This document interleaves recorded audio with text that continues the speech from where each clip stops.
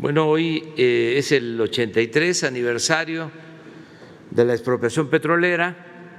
Vamos a conmemorar este día, esta fecha histórica en Tabasco, en un campo que se descubrió y tiene mucho potencial, mucho petróleo. Es una buena noticia. Por eso vamos a estar allá el día de hoy y continuamos la gira todo el fin de semana en el sureste. Vamos a estar hoy también por la tarde en Las Chuapas, Veracruz. Vamos a inaugurar un cuartel de la Guardia Nacional. Mañana tenemos la reunión de seguridad en Coatzacoalcos y la conferencia de prensa en Coatzacoalcos. Vamos también a evaluar los trabajos del corredor del Istmo. Vamos a inaugurar la ampliación de un muelle en Coatzacoalcos y vamos mañana también a evaluar en Veracruz, en el sur, creo que es Azueta. Vamos a evaluar el programa Sembrando Vida. Vamos también a estar en Tuxtepec el sábado y en la Sierra Juárez para estar el domingo en Guelatao. He ofrecido que todos los 21 de marzo voy a estar en Guelatao durante el tiempo que esté en la presidencia. En Guelatao vamos a hacer un anuncio importante.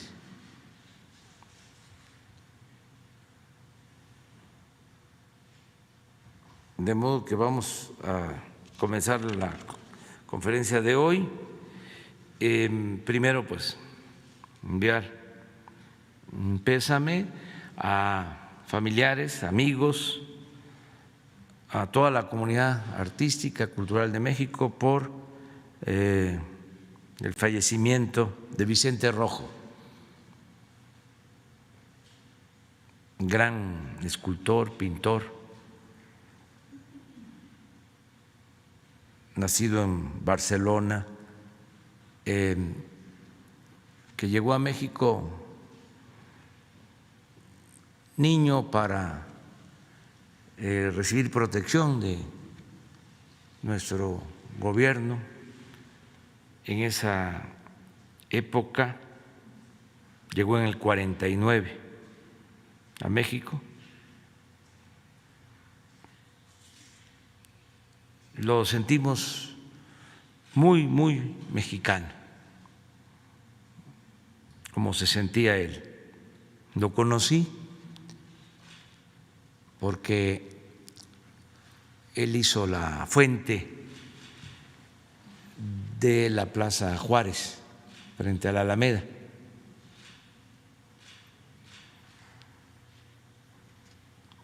Cuando fui jefe de gobierno, que se reconstruyó todo ese espacio que se había quedado abandonado desde el temblor del 85.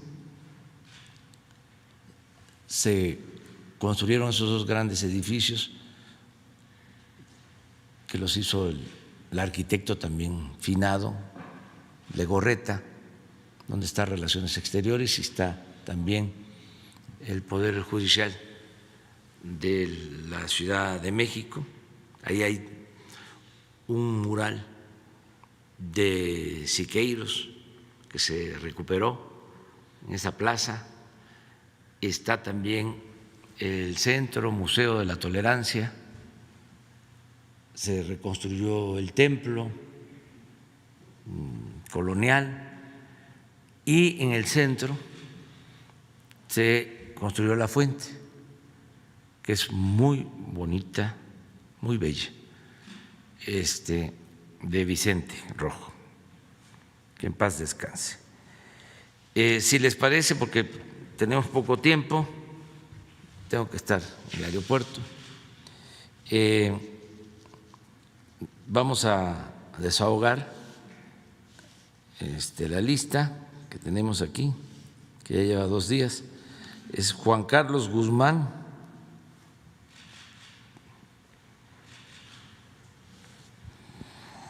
¿Qué tal, presidente? ¿Cómo está? Carlos Guzmán de ABA Noticias. 3 preguntas. La primera, por principio de cuentas, ¿qué opinión, más bien, qué nos puede decir del encuentro que tuvo antier con el gobernador de Veracruz, Cuitláhuac García? Estuvo aquí un buen rato. Hay un tema que le queremos preguntar específicamente, que es el tren ligero de Jalapa. Usted había comentado la vez pasada que no conocía el proyecto, pero que si lo conocía estaría dispuesto a apoyarlo. De inicio, ¿qué nos puede decir de este tema? Sí, me planteó sobre este proyecto, lo tratamos y lo está viendo con la Secretaría de Comunicaciones y Transporte. Es un buen proyecto, nada más que se contempla terminarlo en el 2025 y es donde hay dificultad, porque nosotros no queremos dejar ninguna obra en proceso. Entonces, acordamos de que va a hacer consultas en la Secretaría de Comunicaciones para ver si el proyecto ejecutivo se tiene este año y a ver si es posible que en 2 años, a más tardar en 2 años y medio, se concluya. Son 17 kilómetros. Si se trabajara como lo hacen los ingenieros militares, claro que se termina. ¿Sería la propuesta, presidente? No, porque ya los ingenieros militares tienen muchísimo trabajo. Están en el aeropuerto, nos están ayudando en la construcción de instalaciones para la Guardia Nacional, están construyendo 2.700 sucursales del Banco del Bienestar, están construyendo canales de riego en Nayarit, van a construir como 700 kilómetros del Tren Maya, el aeropuerto de Tulum, terminar el aeropuerto Felipe Ángeles, que lo vamos a inaugurar el 21 de marzo del año próximo, ya en 1 año, pero ya tienen mucho trabajo y ya no podemos. Tendría que hacerse la licitación y aunque hay buenas empresas constructoras, la verdad es que en el periodo neoliberal, por la corrupción, muchas empresas constructoras se echaron a perder, se mancharon, se malacostumbraron a estar cobrando sin trabajar. Tenían más abogados que ingenieros. No generalizo, pero ese es un problema que heredamos. Entonces, ahí vamos poco a poco. licitando y entregando los contratos a empresas responsables y estamos pendientes de que no se demoren. Tengo muchos casos sobre eso, los hospitales, carreteras, la carretera de Sonora, que atraviesa todo el estado, de Estación Don a Nogales. Creo que deben de faltar 3 kilómetros, 2, pero miren cuánto tiempo, por una empresa contratista, que quedan mal, se inicia un proceso judicial, amparos y más amparos. El caso es que se detiene la obra. Entonces, por eso estamos analizando el caso de Jalapa. Está muy entusiasmado el gobernador Cuitlagua García con ese proyecto y con otros. Están trabajando bien, lo estamos apoyando, pero tenemos que actuar con cautela para no dejar obras inconclusas. El segundo tema tiene que ver con lo que mencionaba usted ayer de la cuestión minera. Hay muchos juicios que se tienen en Estados Unidos y que le cobran al gobierno mexicano, muchos despachos que le cobran una fortuna en la cuestión de dinero. ¿No habría la forma de que el gobierno de usted tomara esta parte de los litigios y finalmente los buscara resolver, como usted lo ha hecho, platicando con las personas involucradas, como en el tema del litio, en el dado caso que también le queremos preguntar? La comunidad guarijía, que es una de las comunidades más pobres del país, los indígenas, que a raíz de una compañera que no está el día de hoy, es Reina, después de muchísimas décadas tuvieron ya la atención.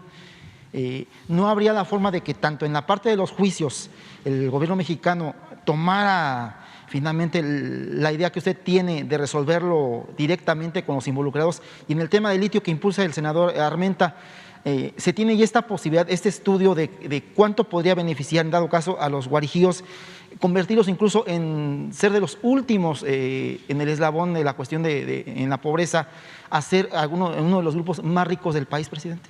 Sí, no descartamos esa posibilidad y estamos pendientes de todos los juicios para no perderlos, para que no se afecte la hacienda pública. Por cierto, hoy en la mañana, hoy temprano, me estaba informando el consejero jurídico que 10 días antes de que el juez concediera la suspensión a una empresa o a un particular sobre la reforma eléctrica, 10 días antes le habían corregido la plana a ese juez los magistrados en otro asunto parecido, observándole de que no podía conceder suspensión a quien no lo solicitaba, que solamente aplicaba para el que solicitaba la suspensión. Entonces es interesante porque lo que hizo este juez fue, entonces vamos a enviar senadores, sino democracia sindical, democracia en la escuela, democracia en la familia, democracia como forma de vida. Lo del sindicato petrolero pues viene de lejos, ya conocen la historia. Originalmente fue un sindicato patriota,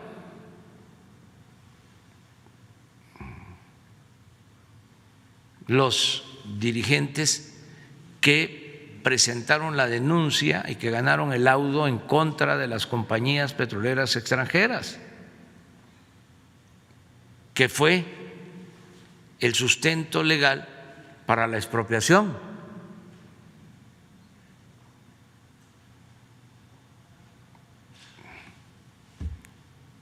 Pero con el tiempo se volvió pues un sindicato corporativo paraestatal, fue perdiendo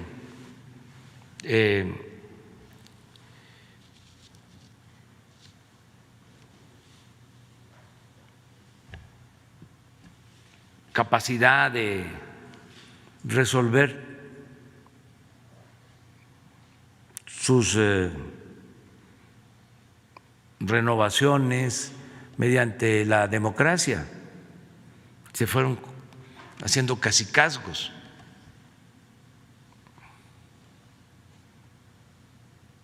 ¿Se acuerdan cuánto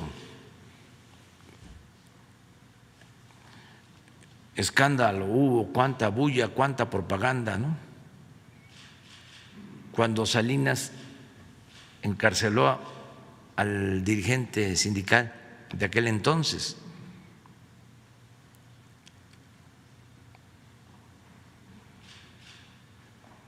Los jóvenes tienen que estar recordando sobre estas historias para entender la realidad actual.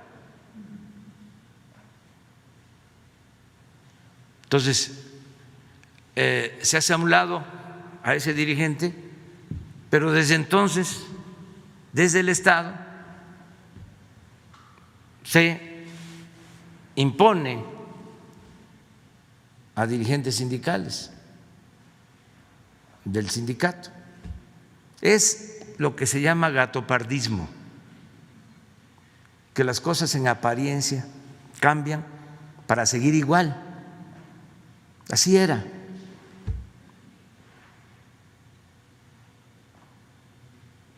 Viene el cambio, ¿no?, entre comillas, en el 2000. Está todo el expediente del Pemex Gay.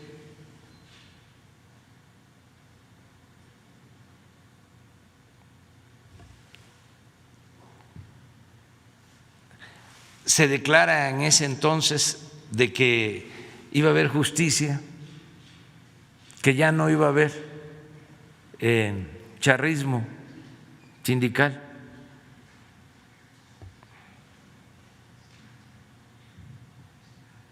Y terminan negociando con Romero de Champs. Estamos hablando del 2000.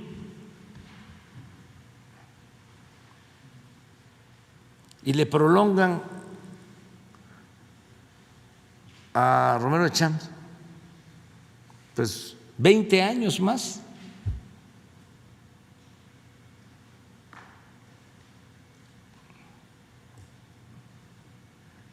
Entonces, sí hace falta la democracia sindical. También esto lo tiene que demandar, exigir el trabajador, porque nosotros no podemos meternos, si no haríamos lo mismo, a nombrar los dirigentes. Pero existe esa mala costumbre. Bueno, como ha tardado tanto el régimen antidemocrático, siglos, pues esa fue la forma de hacer política durante muchos años. Entonces, los que quieren ahora entrar, los que quieren sustituir a Romero de Champs o a los dirigentes actuales, pero no solo en el sindicato petrolero, en cualquier sindicato, están pensando de la misma manera. Quieren el quítate tú porque me toca a mí. Quítate tú porque quiero yo. Nada más. Entonces, hay que impulsar la democracia sindical y esto corresponde a los trabajadores. Nosotros garantizar de que no haya preferidos, que no haya dedazo, que las elecciones sean limpias, libres, voto secreto. ¿Cómo votaban antes en las secciones sindicales, en las secciones petroleras? Tenían incluso que presentar su ficha. No había voto secreto. Entonces, hay un largo camino todavía para hacer valer la democracia, pero hay condiciones también inmejorables para iniciar ya la transformación en el terreno sindical. Que los trabajadores impulsen estos cambios, que ayuden para tener buenos dirigentes, representantes sindicales honestos, no corruptos, y que los que aspiran a ser representantes sindicales también estén pensando en los trabajadores, no en ellos. Pero en fin, ahí va a ir caminando, poco a poco. Esteban. Gracias, presidente. Esteban Durán, Expresión México. Siguiendo con el tema de los sindicatos, presidente, usted acaba de decir que serían ustedes los vigilantes, los árbitros, junto con la Secretaría del Trabajo y Previsión Social, para que las elecciones al interior de estos mismos, bueno, sean claros, sean transparentes y no haya dedazos, no haya amiguismos, influyentismo, etcétera. Y en este caso, presidente, me quiero referir al sindicato petrolero, quien está dirigido por Víctor Flores desde el 1995. En el 2020, ¿Pero cuál sindicato? Ferrocarrilero. Ah, sí. Sí, en el 2020 le dieron la toma de nota con procesos amañados, violando los estatutos sindicales, y en los cuales los trabajadores, quienes también quieren aspirar a dirigir este sindicato, pues han sido nulificados completamente. Ha habido amenazas, extorsiones, hay un régimen de terror que estos acusan en el interior por parte de Víctor Flores y su camarilla, como ellos mencionan. Ellos demandan al líder Víctor Flores. Sobre él pesan varias denuncias en varios estados, presidente, por extorsión. Hay demandas laborales, defraudación fiscal, peculado, abuso de confianza y enriquecimiento ilícito.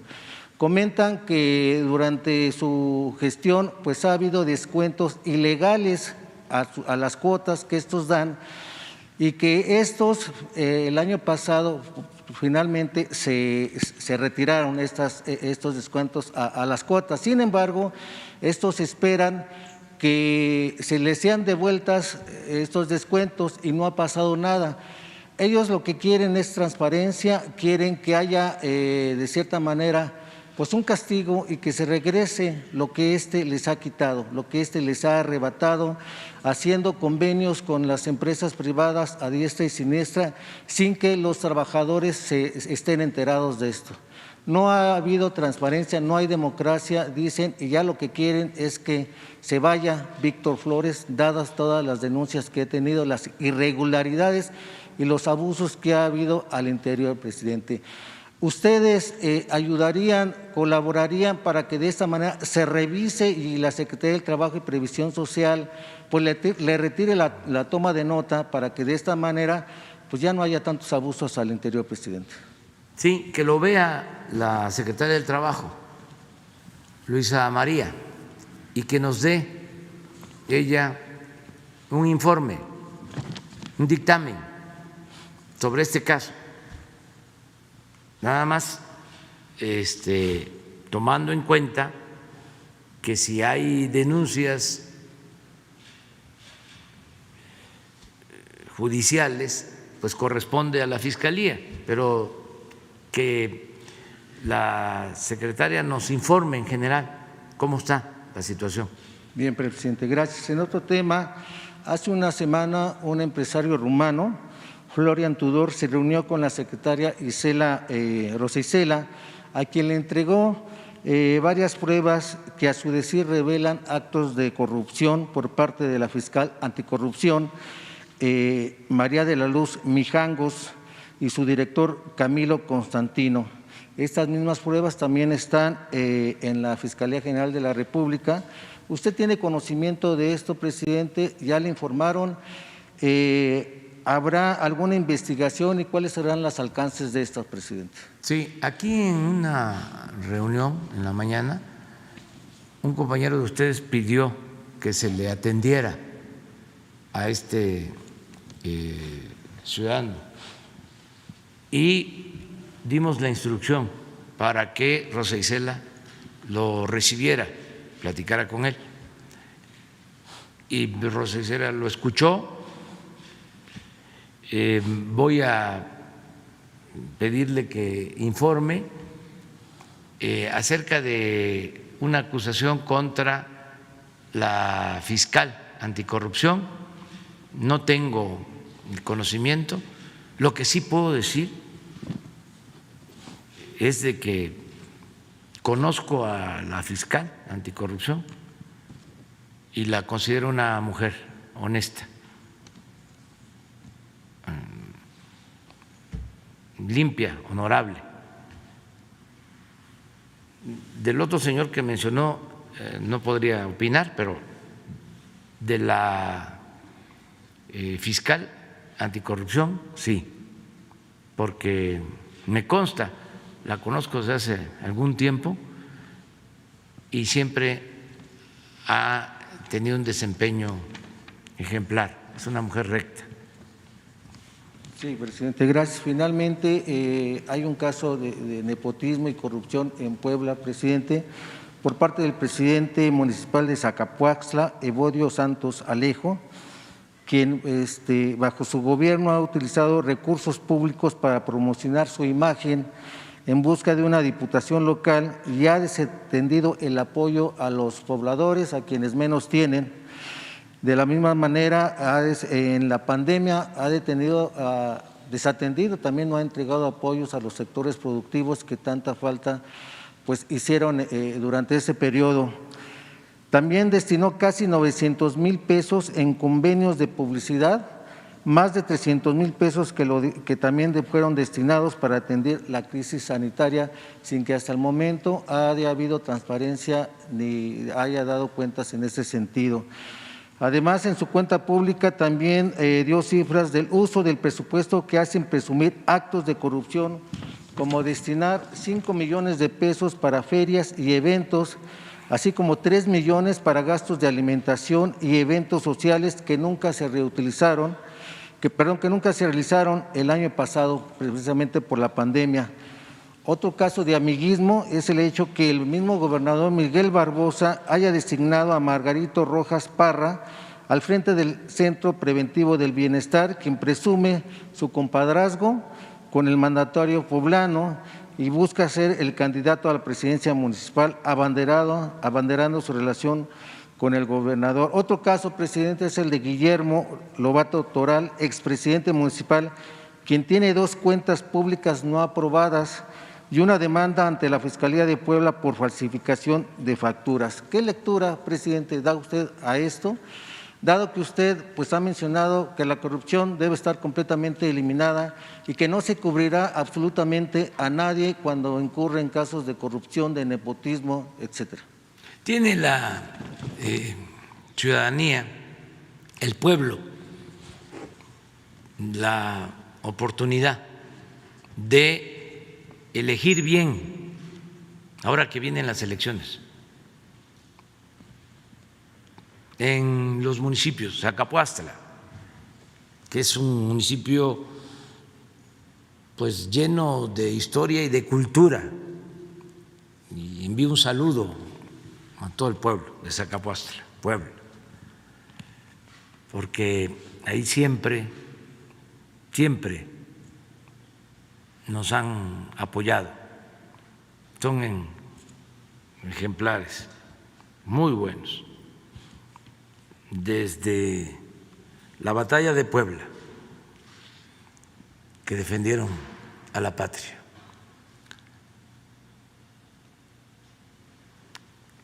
Todos van a tener oportunidad, todos los ciudadanos, porque van a haber elecciones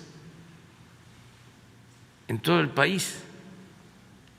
No en todos los estados van a haber elecciones de presidentes municipales, pero sí van a haber elecciones de diputados federales en todos, y también en la mitad, en 15, van a haber elecciones de gobernador. Entonces, el voto es un arma muy poderosa que debe de utilizarse. La gente debe de elegir libremente y de manera consciente, informada, a sus representantes.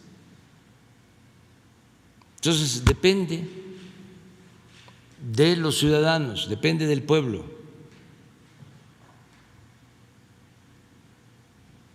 No puedo decir más, hay muchas denuncias de corrupción, de abusos de autoridad, y también en esta temporada, porque pues hay competencia entre candidatos y partidos, pues se manifiestan más, se expresan más las inconformidades, las quejas. Pero ¿qué puedo recomendar? Primero, se trata de gobiernos locales. Los estados son libres, son soberanos. ¿Qué sí puedo recomendar? ¿En qué puedo intervenir? Pues en hacer un llamamiento al pueblo para que elija bien, que no se deje engañar. Ahora viene lo de la conmemoración de la batalla de la mala pelea en Champotón, el 25 de marzo, que nos va a acompañar el presidente de Bolivia. Es la mala pelea, la buena pelea o la pelea. Lo importante es recordar la resistencia de los pueblos originarios frente a la invasión. Y esta batalla de la mala pelea, pues tuvo que ver con el rechazo de los habitantes de Champotón a los invasores. Es como lo de la noche triste o la noche alegre, que pues deben verse como hechos históricos, no así. Es mi punto de vista, ¿no?, de manera maniquea. Pero desde entonces, en el caso de Champotón,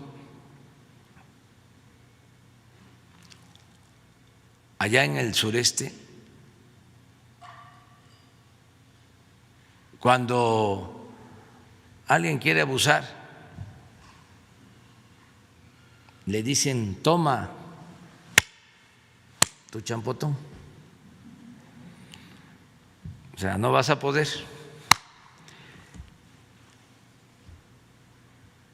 Ahora que vienen las elecciones, que si llegan, que te voy a apuntar en la lista porque te va a llegar tu despensa, tu frijol con gorgojo, vas a tener tu vivienda, tus pollos y tus patos, tu tarjeta naranja, amarilla, marrón o rosa, pues a que la gente se apunte, porque eso es del mismo pueblo, dinero del mismo pueblo. Si ayuda, que después de quitarles, de expropiarles todo lo que se pueda a estos corruptos, los denuncie, y a la hora de votar, que voten de manera libre, en secreto, y que hasta puedan decirles a los trácalas, a los mapaches electorales: toma tu champotón. Entonces, que la gente actúe como lo está haciendo. Ya no hay ciudadanos susceptibles de manipulación, ciudadanos imaginarios.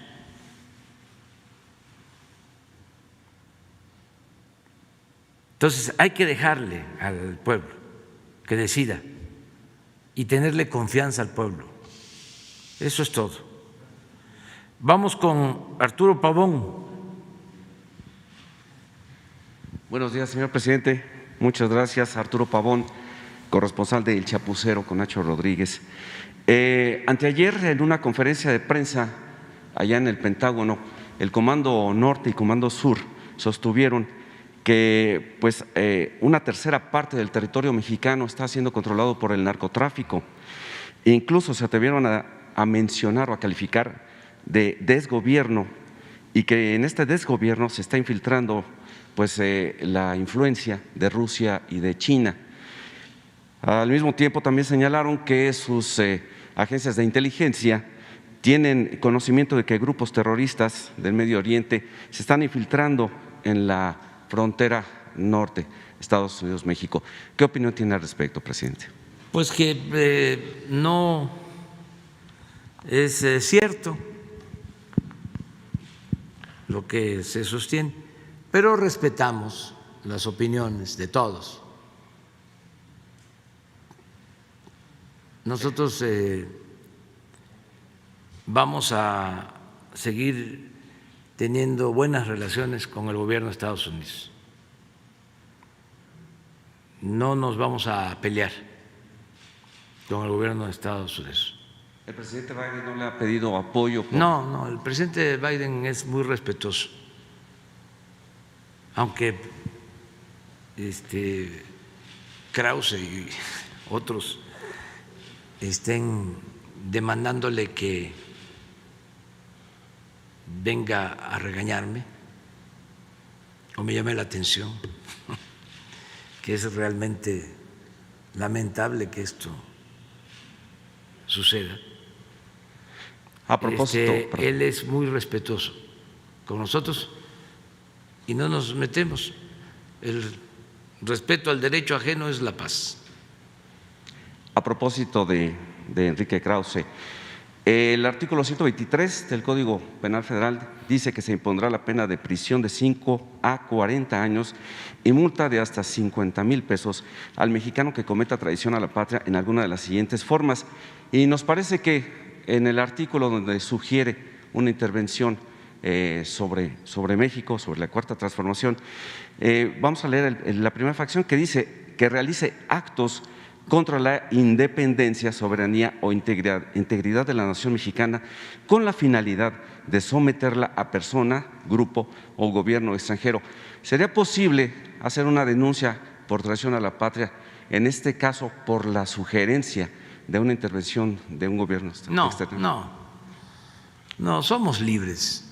Prohibido prohibir. No a la censura. Y no perjudica, al contrario, ayuda, porque le va quitando la máscara a mucha gente que simulaba ser de una forma cuando en su interior pensaba de otra manera. Y ahora, con la transformación, pues están quitando la máscara, el mismo coraje, la desesperación, los está llevando a enseñar el cobre. Y esto es bueno, porque hace mucho daño la simulación. Porfirio Díaz fue el creador de la política autoritaria en México, que se mantuvo incluso después de la revolución. El vendaval revolucionario no pudo arrancar de raíz al régimen porfirista. Decía don Daniel Cosío Villegas que ya no existía don Porfirio, pero surgió doña Porfiria. Entonces, ¿cómo fue que creó él este régimen autoritario? Con el ingrediente de la simulación. Se hablaba de la Constitución, de las leyes, pero la Constitución se respetaba en la forma para violarse en el fondo. Habían elecciones, pero ya de antemano se sabía quién iba a ganar. Él mandaba las listas a los estados con las palomas mensajeras.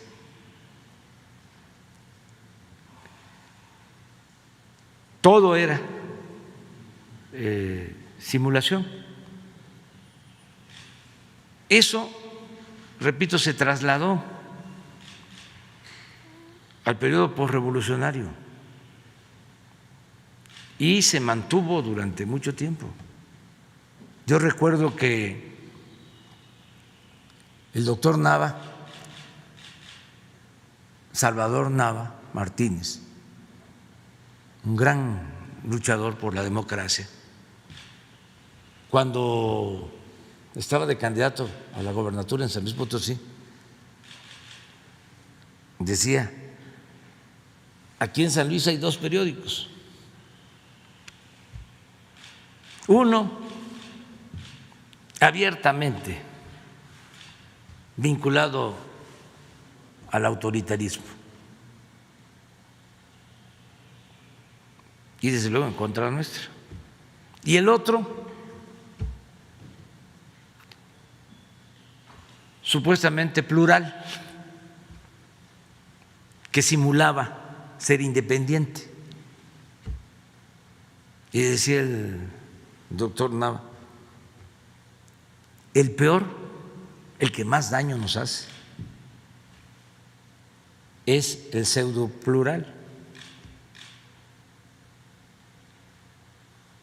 ¿Se acuerdan cómo en el último periodo o en la última etapa del periodo neoliberal empezaron a surgir los independientes para todo, candidatos independientes,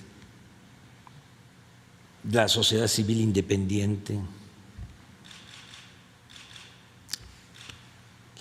los articulistas independientes, los intelectuales independientes, independientes del pueblo, no del poder? Entonces, Krause y otros, vinculados siempre al régimen, ahora se están definiendo. Es como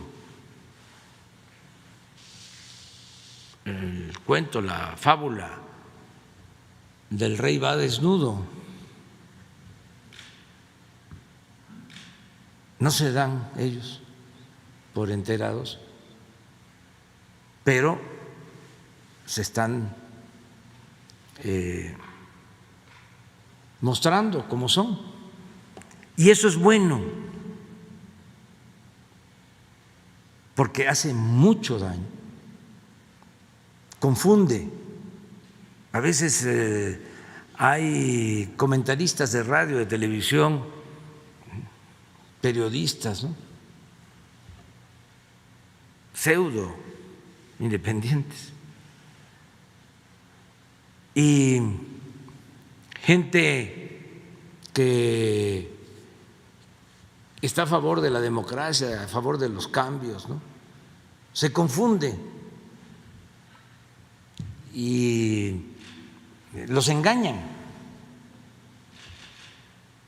Afortunadamente, pues pasa el tiempo y a esa gente pues termina mostrando el cobre y ya viene la decepción.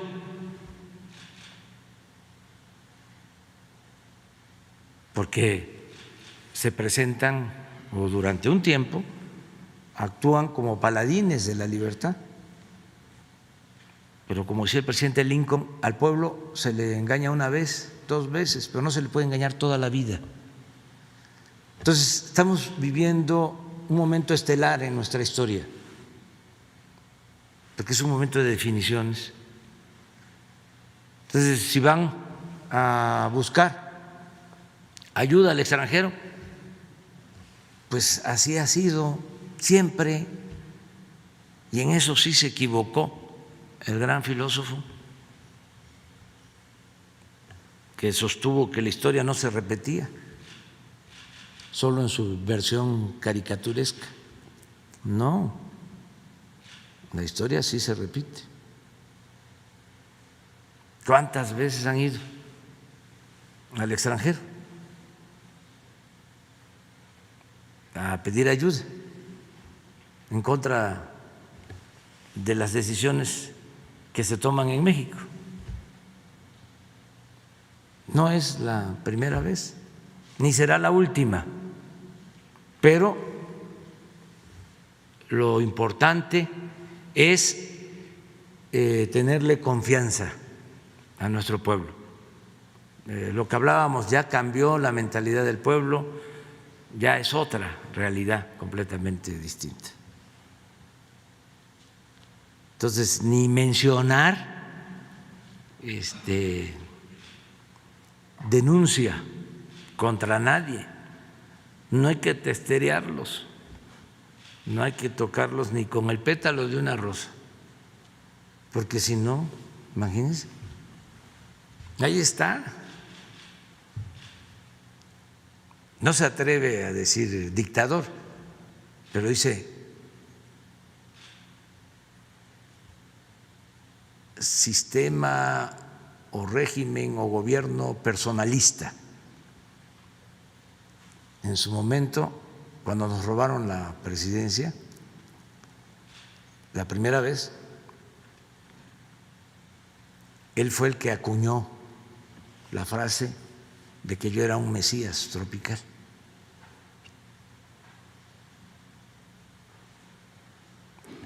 Entonces ya llevamos tiempo en esto. Muy bien, Pero presidente. también no enojarse, no perder el sentido del humor. Así es, presidente, muchas gracias. También en octubre del año pasado, en nuestro canal, recibimos denuncia por parte de la dirección, trabajadores de la Dirección General de Educación Tecnológica, Agropecuaria y de Ciencias del Mar, en donde dicen que Juan Pablo Arroyo, aún en funciones, Juan Pablo Arroyo Ortiz, subsecretario de Educación Media Superior, se le ha acusado de corrupción, al igual que a María Guadalupe Falcón Nava, directora general de dicha dirección. Bueno, ellos son acusados por los trabajadores de la educación de este nivel, que les piden cuotas a los directores de los planteles en todo el país, mismo que los mismos directores tienen que trasladar a los alumnos porque tienen que llevarle o entregarle cierto dinero. Nosotros nos dimos a la tarea de investigar esto. No encontramos exactamente esto, pero sí encontramos que muchas de las plazas fueron negociadas porque, de acuerdo a la reforma educativa que se hizo en tiempos de Peña Nieto, se supone que solamente para mejorar la plaza se tiene que hacer a través de una evaluación. Nosotros encontramos más de 900 profesores que no pudieron acreditar la certificación que los promovía a un mejor nivel, por lo cual se ha presumido que tuvieron que pagar, y hay testimonios de ello, que tuvieron que pagar por esa promoción. Nosotros traemos un listado que se lo vamos a entregar porque seguramente le va a servir mucho a la maestra Delfina para que pueda hacer una depuración en la Secretaría. Muchas gracias. De acuerdo, Arturo. Felipe Fierro. Buenos días, señor presidente. Felipe Fierro, de tiempo.com.mx y de Puente Libre MX. Señor presidente, ahorita las relaciones entre Rusia y Estados Unidos están muy tensas. El presidente Joe Biden afirmó que el presidente ruso, Putin, es un asesino y que le cobraría su injerencia en materia electoral en Estados Unidos. Luego Putin convocó a su embajador y a su cuerpo diplomático en Washington para consultas. Esto, de acuerdo con los expertos, no se presentaba hace 40 años, cuando Afganistán. La pregunta es, considerando que México no está tan lejos de Estados Unidos como usted lo ha dicho, y que tenemos la frontera que se cruza más en el mundo por personas diariamente, aparte de los lazos económicos, financieros, sociales, ¿qué posición va a jugar México en este conflicto que se advierte va a ser de largo plazo y va a implicar un reacomodo en las definiciones de los países? Pues como se dice en el béisbol, vamos a jugar con el librito, de acuerdo al librito. Y para nosotros el librito pues es nuestra carta magna, la Constitución, el artículo 89, que define los principios de política exterior de nuestro país. Y uno de esos principios es la búsqueda de la solución pacífica de las controversias. ¿Les haría algún comentario a los presidentes en pugna ahorita? Nosotros no tenemos por qué meternos. También un principio en ese artículo es el de la no intervención. Son principios básicos, rectores, que tienen que ver con nuestra historia y hay que ceñirnos, hay que respetarlos. Deseamos que haya buena relación entre los pueblos y entre los gobiernos del mundo, que no haya confrontación y mucho menos guerra.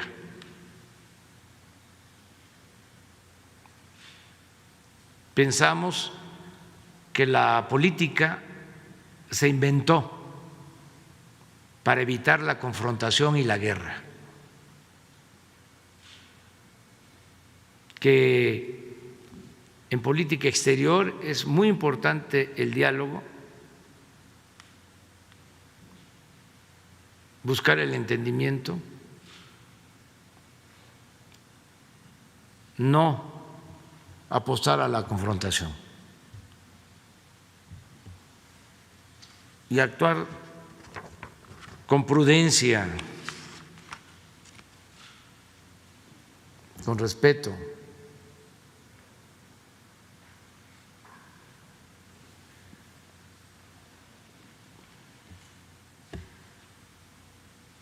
Yo creo que va a ser un asunto pasajero, solo un mal momento. Eso es lo que deseo. Muy bien, señor presidente. En otra pregunta, ya se instaló una comisión de trabajo en la Cámara de Diputados denominada de transición hacendaria. El objetivo básico es plantear la conveniencia o la operación o la realización de una convención hacendaria que trataría de reacomodar la distribución de facultades y competencias fiscales entre los estados. Es claro que muchos estados tienen muchos años financieramente quebrados, derivado de una política de endeudamiento que alentó el gobierno federal, porque de aquí se autorizan los préstamos o se autorizaban los préstamos a niveles estratosféricos. Además, la mala administración, la corrupción, etcétera. El problema es que los estados están realmente quebrados, la gran mayoría o casi todos. Todos los estados piensan o creen que la federación los va a ayudar, pero pues no tiene dinero la federación o no los quiere ayudar o no los ha querido ayudar. La realidad es que tienen graves penurias.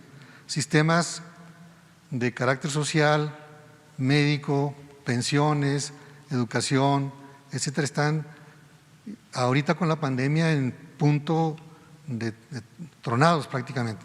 La pregunta es, ¿usted no tiene planteada una política para componer o reestructurar las finanzas generales de todos los estados? Porque al final de cuentas pues es un país y lo que no hace la federación o no lo hace el estado o no lo hace nadie o hay una competencia ahí. ¿Cuál es su posición al respecto? Pues que hay que atender el problema, pero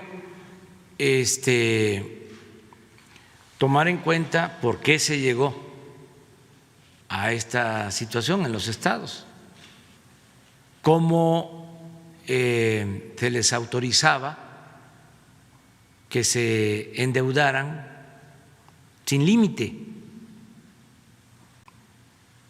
La Secretaría de Hacienda les permitía, es más, Hacienda alentaba el que contrataran obras con costos financieros elevadísimos, porque los que estaban detrás de la construcción de esas obras eran políticos o contratistas influyentes. Y entonces una obra que costaba 100 millones la pagaban en 1,000. Comprometieron sus participaciones federales. Hay estados que tienen que estar pagando obras que se hicieron hace 10 años con tasas de interés usureras elevadísimas. Debieron presentar denuncia cuando asumieron los cargos. Pero lo peor es que algunos, no todos, le siguieron con las mismas prácticas, aún sin la autorización del Congreso. No solicitando créditos de largo plazo, pero sí de corto plazo, y destinando recursos de la salud o de la educación para otros propósitos. Entonces sí se requiere una reforma fiscal en esta materia. ¿Bajo qué principios o cuáles serían las pautas a seguir? Honestidad, porque si no es un barril sin fondo. No es cosa de que tengan más dinero. No es el problema solo la falta de presupuesto. El problema es la corrupción. Entonces hay que limpiar. Que haya honestidad y austeridad.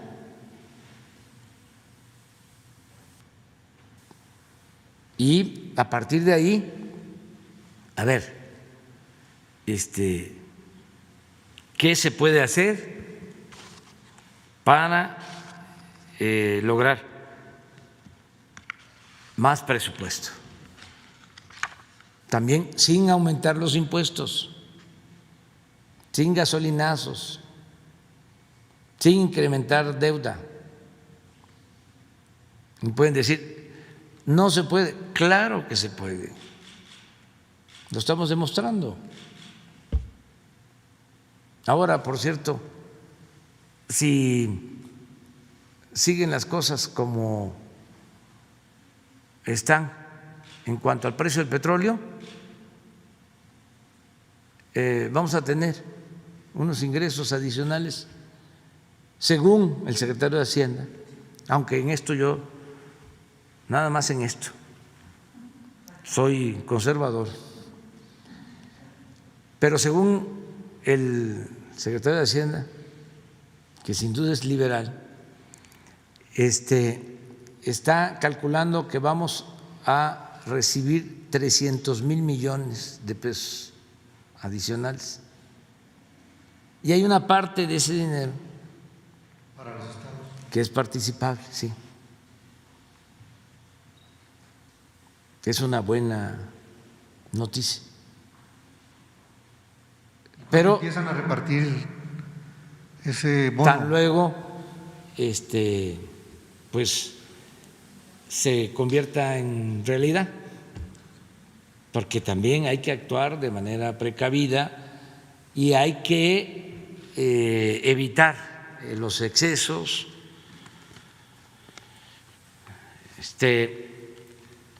Afortunadamente va disminuyendo la pandemia, va bajando. La pandemia pues nos afectó mucho. Bueno, lo más grave fue la pérdida de vidas humanas, lo que todavía estamos resintiendo, que todavía nos produce tristeza.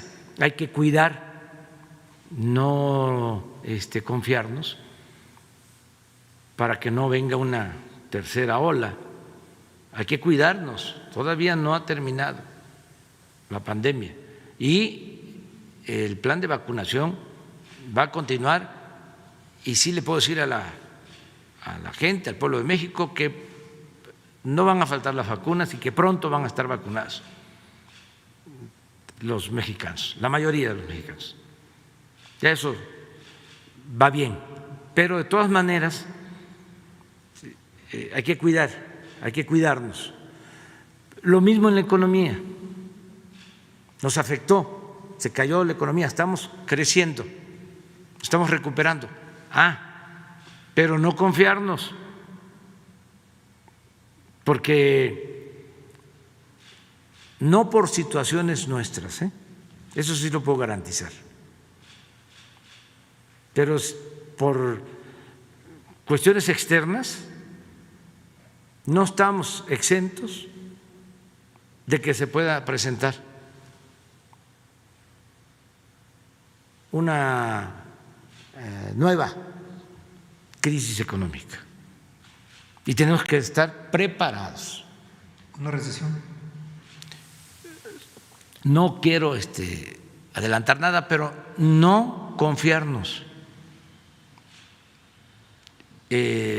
Siempre actuar con cautela para evitar que en las crisis sufra nuestro pueblo, que se siga empobreciendo nuestro pueblo, o sea, evitarlo. Entonces, eso es lo que estamos haciendo y vamos muy bien en la parte económica, vamos recuperando empleos, va creciendo la economía, vamos bien, pero vamos a llegar a la normalidad y vamos a seguir pendientes. No vamos a echar las campanas al vuelo, vamos a actuar con actitudes triunfalistas, no, prudencia, mantener finanzas sanas, no gastar más de lo que se tiene de ingresos,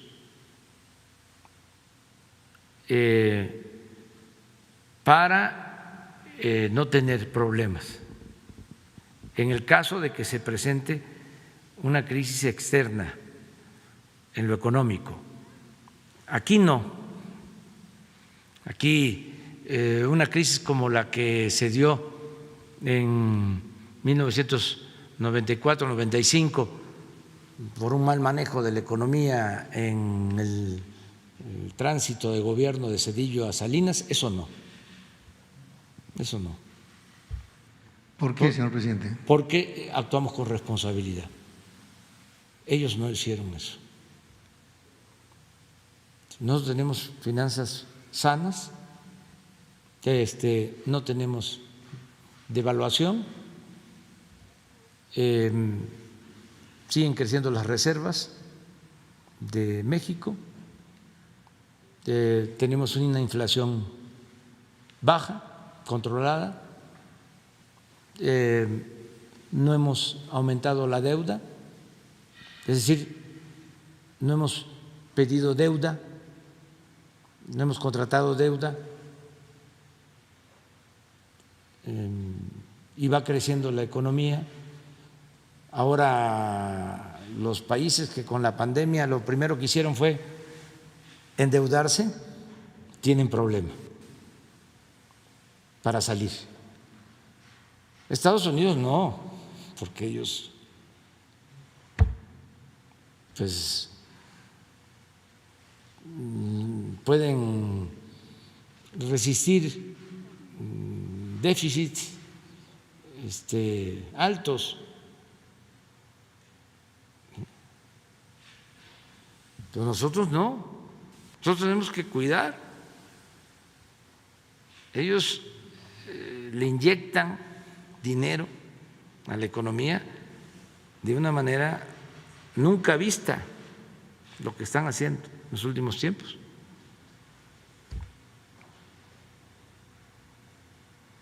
$1.900.000. Es como lo que están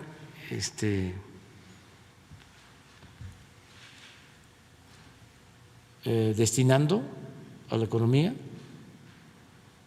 es el equivalente como a 8 años del presupuesto nacional. Nada más el adicional.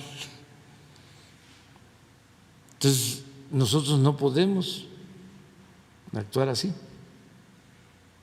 Tenemos que actuar con prudencia, pero vamos saliendo, vamos avanzando, van bien las cosas en lo económico. Me tengo que ir, va a quedar pendiente solo Diego. No vino. Pues entonces ya quedó abierto para mañana. Me tengo que ir porque si no, no llegamos. Adiós.